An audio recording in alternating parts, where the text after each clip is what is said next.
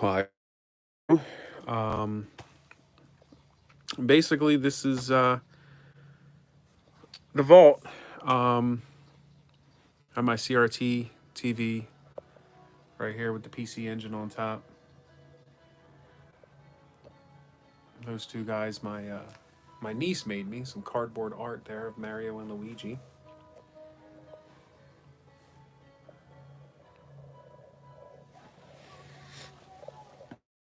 Genesis box is back there. Tower of Genesis games.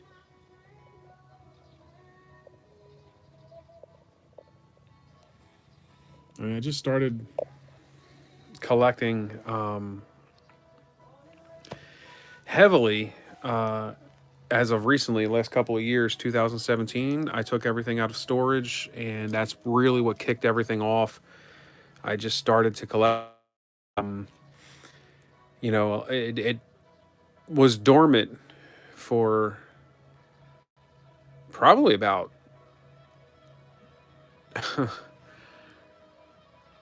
maybe 2005. I probably stopped collecting. I say probably because I'm not entirely sure. I think it was 2005, maybe six.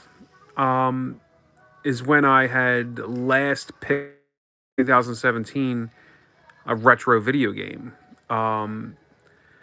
And one of the last consoles that I had picked up back then, and I wasn't even really collecting back then. I had just got into a quick little like, all right, you know what? Let me start over. Let me start over. So back in 2000, back in the mid to late 90s, I had started holding on to my video games. Um, all the games from the Genesis, the Atari Jaguar games that I had, consoles. I held on to everything. Um, did I trade in a lot of games? Sure. But a lot of stuff, I don't know really what I was thinking, but I just knew not to trade them in. I just knew to hold on to this stuff. And the Sega Saturn and all my PlayStations and a majority of the games, I just held on to. And you know, it things got really quiet on the retro gaming front when I was in my early 20s. Things were moving really. I was getting apartments. I was hanging out with different people. I was working a job, one job every month. One different job every month, and I just gaming on a retro level, collecting was non-existent. I had saved all my stuff. I had made sure to save all of my games that I have, game consoles too, that I have over the years. Um, I saved them. I kept them in storage, whether it was my mom or dad's basement. I held on to everything while my life was moving, while I was moving on with my life.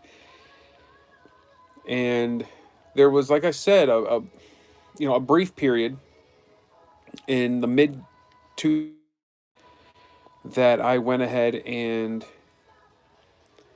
discovered a retro game shop. And I remember going in there and just being amazed at some of these games that, like, wow, these are cheap now, about compared to like 10 years ago when they were brand new at that time. Let me pick this up, let me pick that up, let me pick this game up. So I picked up a good chunk of games, but me at the time, it wasn't collecting. It was not collecting. It was just, "Yeah, I'm just picking these up. Maybe I'll throw them into storage. After a couple of months, a couple of weeks, whatever it may be, and I'd forget about it. Um, that's when I had picked up a 3DO for the first time in the mid 2000s. It was $50. may have been, I'm not sure. It was no more than 75. And 50 and 75 bucks. And the same thing with the Intellivision. I actually bought the Intellivision for my dad because I knew that was his first console. And I picked it up, gave it to him for his birthday. It kind of sat on the shelf, but I made sure to keep an eye on it, make sure it didn't, my mom didn't come in, a couple years down the road and throw it out. I made sure to hold on to it when I realized, it was just kind of sitting there. So I held on to it and I kept it in my storage with my other games. Again, I wasn't having a game room. I wasn't thinking about, collecting at all. I was just thinking, I'm just holding on to this stuff. Maybe one day I'll get, a lot of money and I'll be able to have a video game room or something like that. And, so I wasn't really thinking about collecting. I was just buying a couple things here and there. So like I said, I found this video game store and this retro game store in the mid 2000s, a few things, a 3DO, which is right down there, the Gold Star 3DO, between 50 and 75 bucks. It was no more. It was so cheap and it was working. I was like, you know what? What really led me to buy that thing,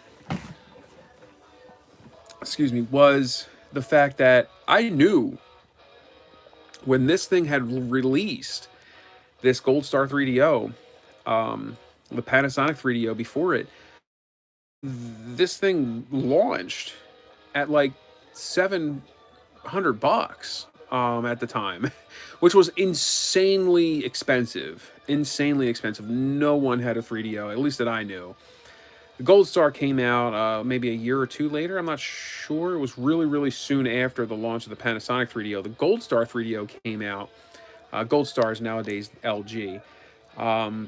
Gold Star 3DO came out. It was about 400 bucks. But just a year or two prior was, being sold for $700. So the fact that I am, going through this retro video game store and I see this console that was 700 bucks at one point, 400 to 700 bucks at one point, and I can buy it for 50 to 70 bucks, 75 bucks. I'm like, I'm in. Let me get it. Let me explore this, and it came with one game. My God, what game was that? What game did it come with? Quarantine, which I thought was fun. And I saw the limitations of the console. I saw what the console could do, essentially. I thought it was good. But at the time, I wasn't that into collecting to continuously buy games for it. And as you can see, the 3DOs and right next to it, the Atari Jaguar.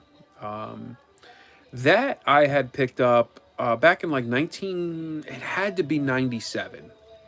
It had to be 97 because at this point in 97, these Atari Jaguars were being, like, they couldn't give them away.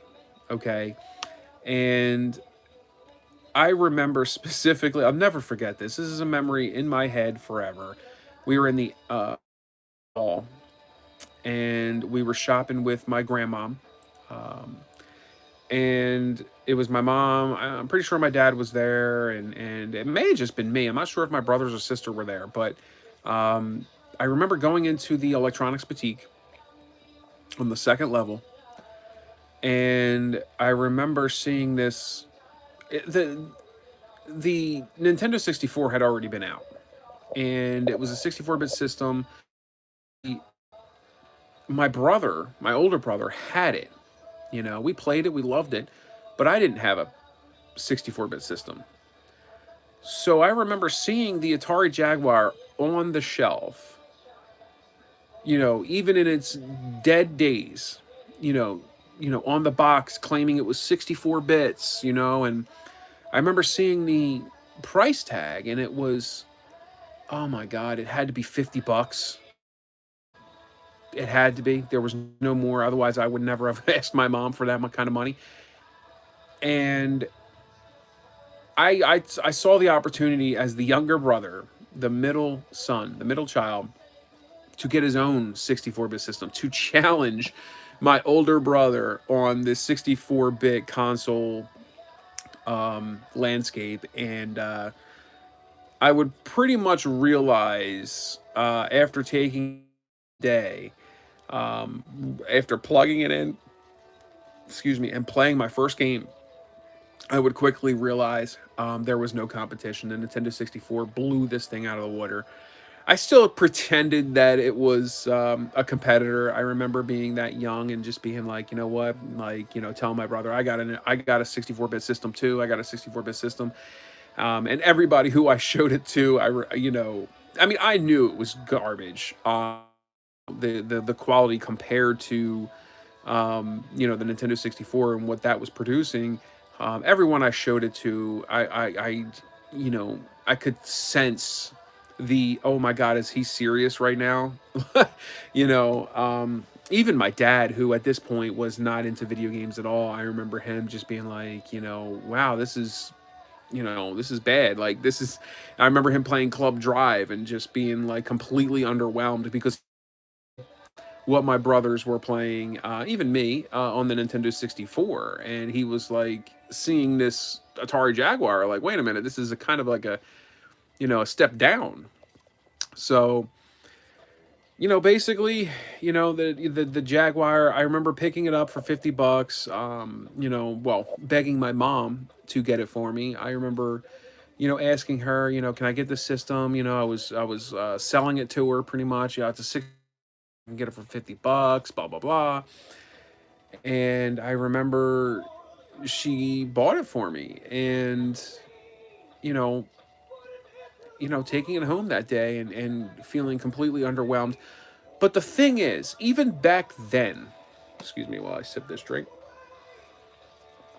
even back then, I knew that this thing was going to be highly collectible. I knew it. You, because you knew that it was basically dead. That's one thing you knew. You knew it was dead. And if you were, you know, I'm not the smartest person in the world by any means, but I do like to think I have some sort of common sense. And the common sense in me said, hold on to this thing. Don't get rid of it. Don't sell it.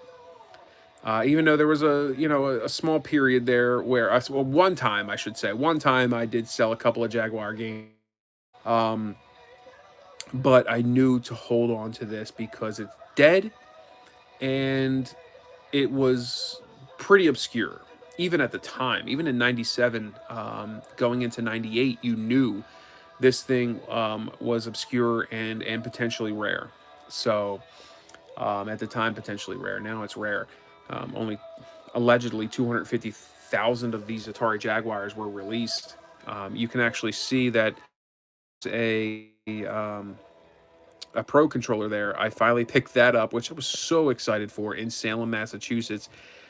We were on a trip with my brother and my sister-in-law and my wife, and I remember going into a game store there, and oh my God, was I freaking elated to see that they had a Atari Jaguar Pro controller, a legit one, not one of them off, you know, one of them modern builds, you know, a remake. It's not a remake. It's an actual original Atari Pro controller with the shoulder buttons and everything. The thing is still a monstrosity. I mean, 6 buttons, awesome, but the fact that, I mean, you have the number pad there. I mean, it's just it feels good. It feels good in the hand, but it was just insane back in the mid '90s to have something like that when you had, you know, your typical 16-bit consoles, which were you know, the Super Nintendo, Sega Genesis. I mean, look how big those are, and then you look at how big this was. You know, so, but yeah, no, you know, back in, you know, I like I said, I held on to the Jaguar. I held on to, you know, some of my games. I did a lot of trading in, you know, because as pretty much any kid would do. When your mom and dad are paying for all your games, you really have no, you know, monetary attachment to them, so you just traded in games left and right. But there were certain games that I knew, certain consoles that I knew that were going to be something to hold on to, something special, and I did. But like I said, I put them all in storage. I put them all in storage, and in the mid 2000s, I like I said, I had picked up the 3DO. I thought that was cool, and then put that in storage. I remember picking up the Intellivision, like I said, for my dad, and eventually, once that wore off, it kind of sat around, and I remember taking that and putting that in storage. And honestly, a few games here and there, Nintendo 64 games. I remember picking up Zelda Ocarina of Time on the cheap in a retro game store, and I remember picking up on the cheap in a retro game store in the mid 2000s. Um, Played them for a little bit, and because I still had my Nintendo 64, but it was in storage. I would always just pull everything out. I would just pull things out. Whenever I got a retro game, I would be like, okay, now I got to go find my PlayStation. Now I got to go find my Sega Saturn. Now I got to go find my Nintendo 64. And I remember picking it up, any of these games up, and then going home and then kind of digging for through the storage, going through the boxes, going through the totes. Okay, now I found the console, but now I got to find the wires. Now I found the wires. Now I got to find the controllers.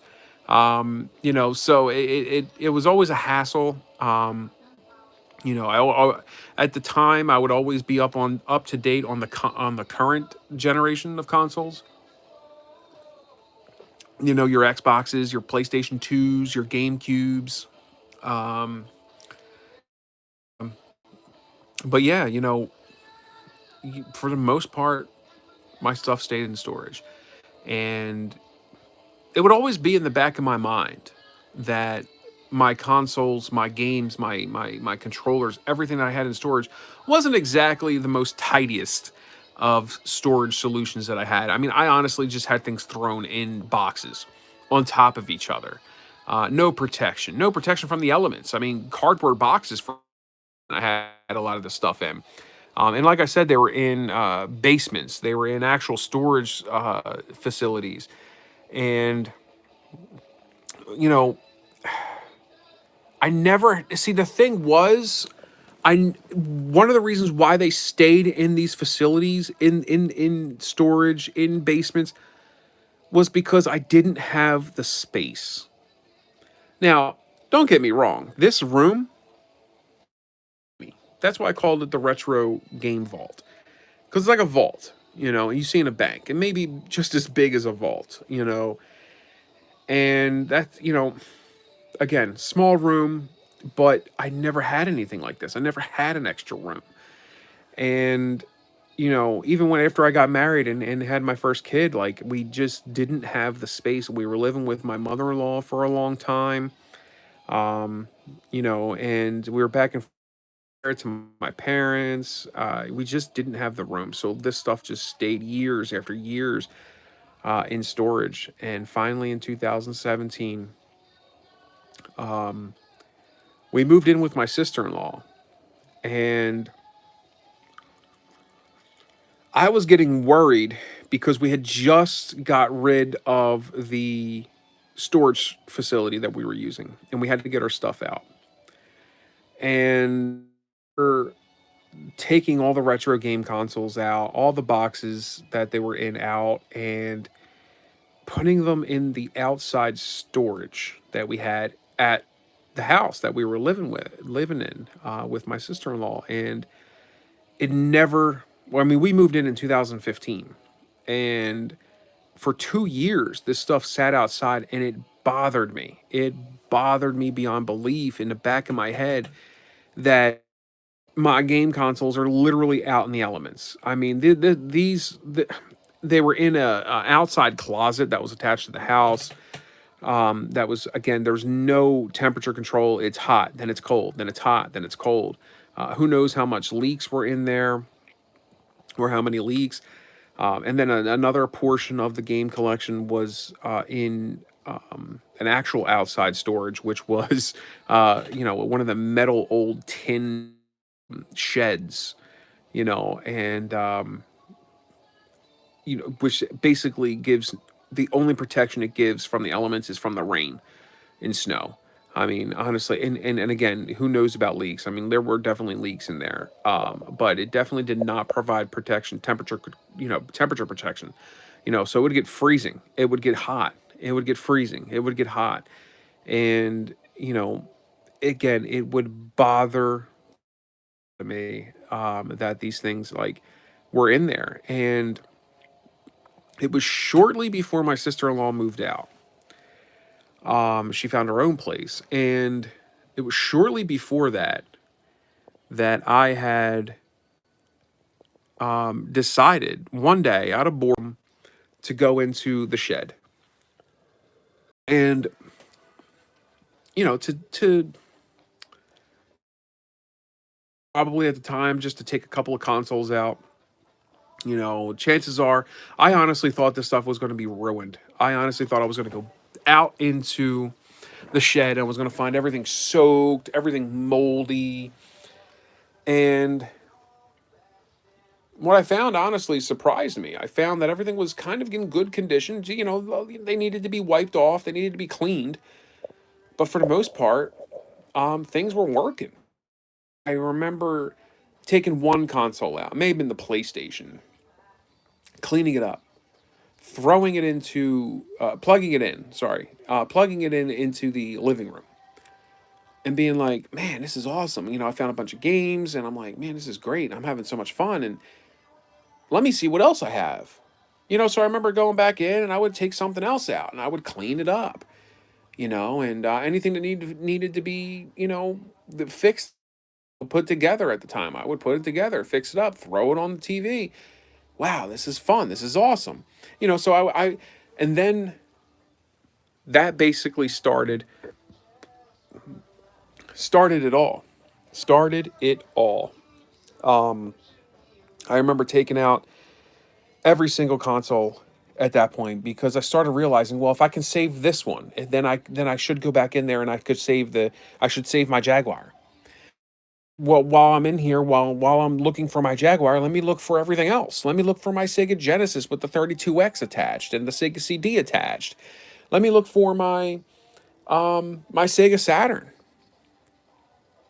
And so I just started pulling everything out and cleaning everything up. And it was shortly after that, weeks after that my sister-in-law moved out, and we had an extra room in the house. And my wife was, I talked to my wife and I said, can I have the one room for pretty much all of my stuff? I need to have a game room because I want this stuff. I will not, I refuse to put my stuff back out in storage, back outside to the elements, to the hot, the cold, and potential leaks that, were going to happen.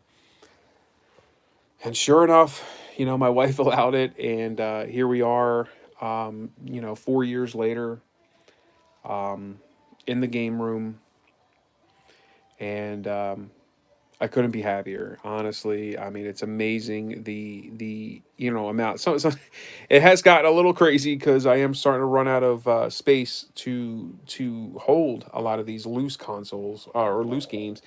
You have the Sega Genesis games, you have the Nintendo 64 games. Um, so just kind of give you guys a brief rundown. I mean, we're looking at the Super Nintendo here with the Ouya, the Xbox Series S, some Tiger handhelds, Mortal Kombat Trilogy. Ultimate Mortal Kombat is in the collection as well.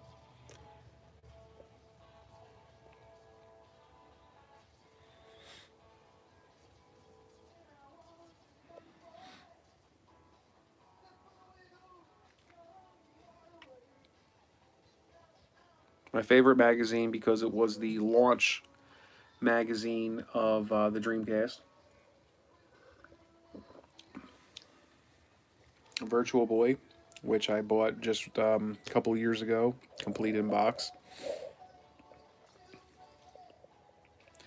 There's the TurboGrafx 16 um, with the CD, working, by the way, I should add. Leg lamp, of course.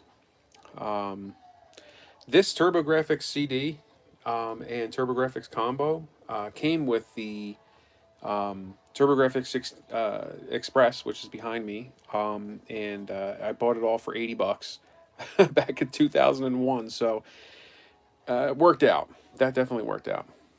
You know, you have your Nintendo, your Sega Master System 2, which I have a working Sega Master System on the wall here. It's working. I just don't need to have it connected because I have the Master System 2. Um, you got your Genesis, which is on top of a Xbox 360 and an Xbox 360 uh, I think they called it. It's like an ultra slim. The slim Xbox 360 is the one that's actually connected right there. But the connected Dreamcast is right there with the controller, the VMU, the mouse, the keyboard. You have a GameCube, which is a silver GameCube, which is sitting on top of a Wii U next to a Wii, as you can see there. The gamepad is kind of dark. It's sitting right in the side there. I don't know if you can see it shining a little bit, but the Wii U gamepad's down there. The Nintendo 64 is down here. Everything's all connected and ready to go at a moment's notice. Sega Saturn is back there with the 3D control pad and a regular pad and the Xbox 360 HD DVD player. You've seen this earlier, a PC Engine on top of the CRT 9-inch CRT TV that I have, which the Nintendo 64 is connected to, the TurboGrafx is connected to, and the PC Engine is connected to. You got your Galaga Arcade 1-Up. I have tons more of these guys, but these are the more special ones that I have collected over the years. And actually, I didn't collect these. Excuse me. I actually had these when I was a kid. I just held on to them. So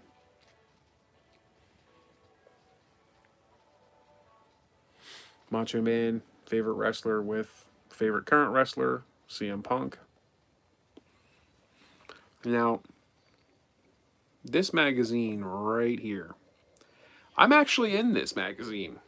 I'm actually in that. I had to buy it so I can hang it up. But here's a brief snippet of the article that I'm in.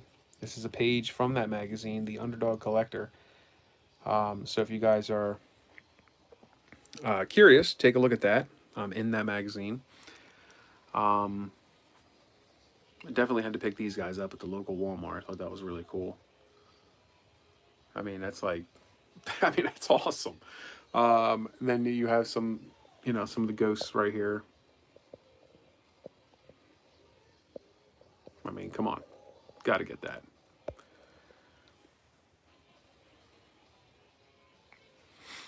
There's another Dreamcast right there on top of or the Namco Museum arcade is on top of that. It's a working Dreamcast. A lot of games in here.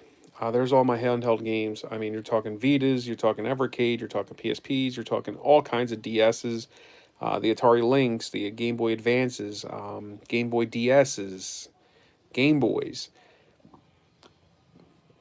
Some more games in here. There's the PCFX, which I just picked up last year. A sequel to the PC Engine.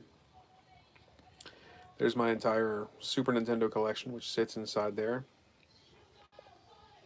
All of my Atari Jaguar games. And all my CD-based games. I decided to save on space to just put all my CD-based games in holders, in CD holders. So they're all in there. I still have almost every game that came with a case. I have it. All the games for the Dreamcast that have cases are in here. All the games that don't have cases are in storage or in the holders. However, the Sony PlayStation games that I have cases for, they're all in the game in the game holders or CD holders. So there's a Game Boy Pocket I picked up at Goodwill.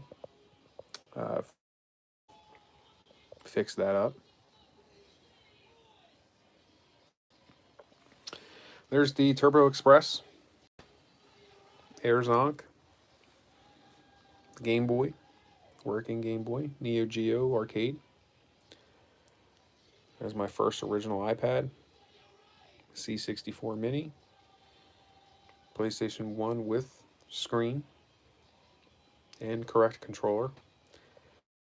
Age, Zelda watch from the 80s. It's freaking awesome. Power Glove, Virtual Boy.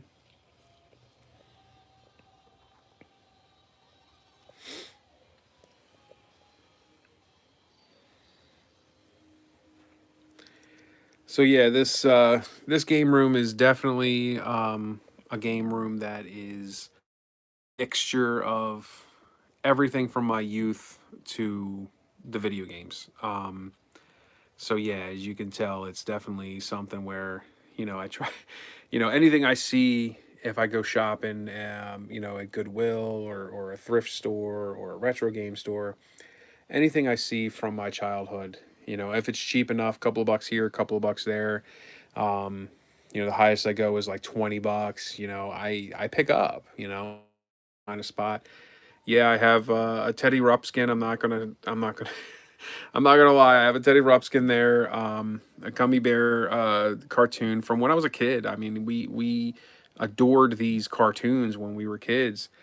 Um, and it was just one of them things where if I seen them, in an antique store, I'm like, yo, I had this when I was a kid. Let me pick it up. Let me put it in the game room.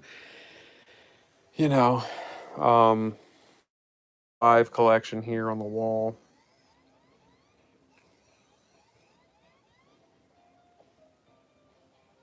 Gizmo Duck is my favorite Disney character. I mean, come on, it's Gizmo Duck.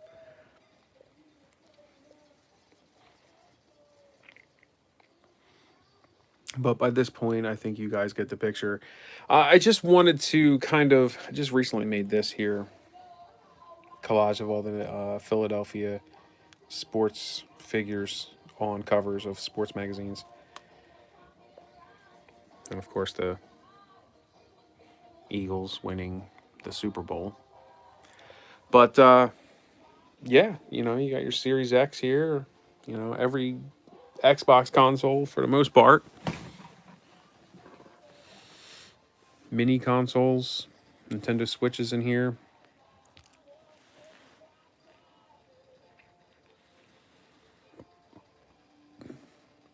I appreciate you guys listening to me babble. Honestly, I don't know how much I've babbled or how badly I babbled, but I appreciate you guys checking in. Be sure to give a like and maybe subscribe. And, if I get some more subscribers, I'll continue to just make some more videos. I mean, honestly, as you can tell, I just talk nonsense. Whether I sound ridiculous or not, I don't care. Um, I just kind of want to share my memories with you guys, and if you appreciate it, great. If you don't, you know, that's okay. Maybe I'll make something that you will appreciate at some point. So, thanks for tuning in, guys. Till next time.